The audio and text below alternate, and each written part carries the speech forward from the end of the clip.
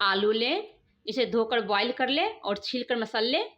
बारीक कटा अदरक, हरी मिर्च, लहसुन बारीक कटी, धनिया पत्ती बारीक कटी, नमक स्वाद अनुसार, भुना हुआ जीरा मिर्च पाउडर।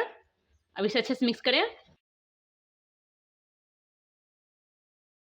कढ़ाई या तवे पे तेल लगाएं। जो मिश्रण मैंने बनाया था उसे इस तरह से फैला देना है इस पे। ऊपर से दूसरा ब्रेड रखें और इसे सेक लें।